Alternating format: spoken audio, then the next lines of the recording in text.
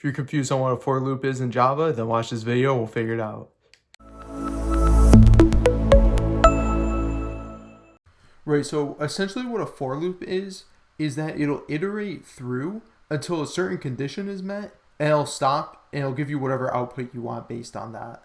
So for example, if you wanted to print pizza to a console 5 times, right? I could show you how to do that, and you just need a clear goal set and in mind, and then you need it to be able to do what you want it to do for however many times. So let's set that up right now. So when we're writing a for loop, we're of course going to start with for, and we're going to put these parentheses. We're going to declare a new variable. This can be done outside of it, but I just like to do it inside of it. It doesn't actually matter that much.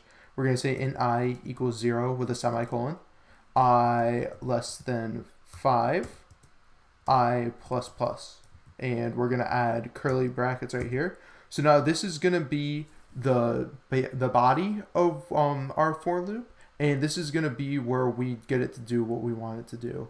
So the example I gave earlier was, let's get it to print pizza 5 times. So if I do s out and we just write pizza, and then let's come up here and build it, and then run it.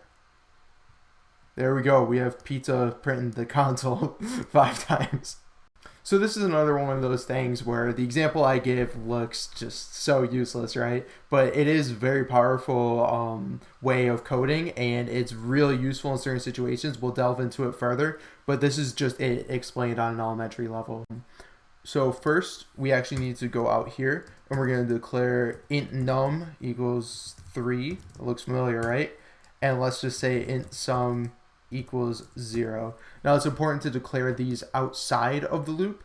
If they're declared inside the loop, then you won't have access to them, and you won't be able to manipulate them and get the answer out of it that you want. So what we can do here is very similar to our previous lesson with variables and data types. We can do sum plus equals num, and we can of course s out this value sum, and when we run this, we will see every step along the way it'll show it incrementing by 3. And let's say that you didn't want to see it along the way, you want to keep your console clean. If you want to just see the end, let's cut this out of here, and we'll paste it outside of the loop. And now once we run it, we'll only get the final result.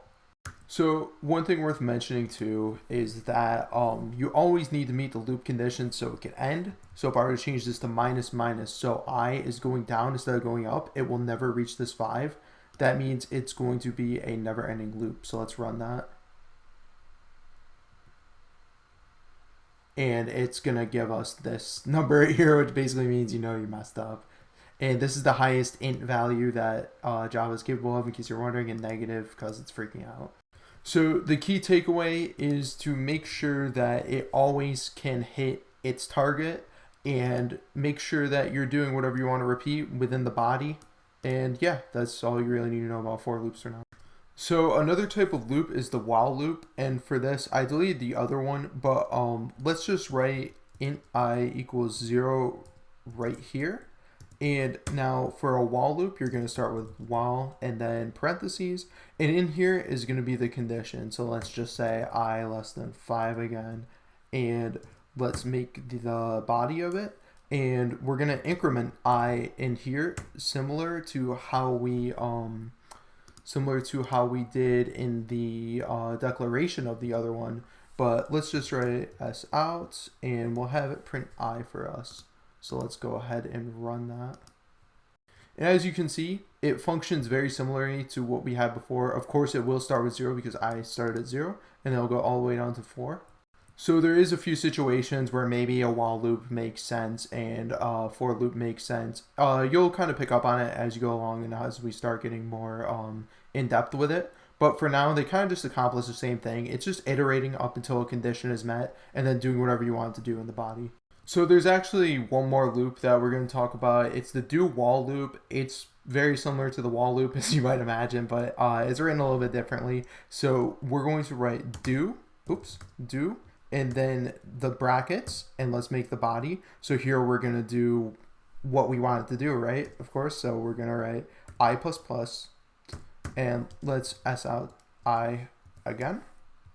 So then we're going to go to the end of the do loop, and we're going to write while, which is going to be our condition. And then let's just do I less than 5 like we've been doing. And now let's run it. So now this time, instead of 0 through 4, we get starting with 1 through 5.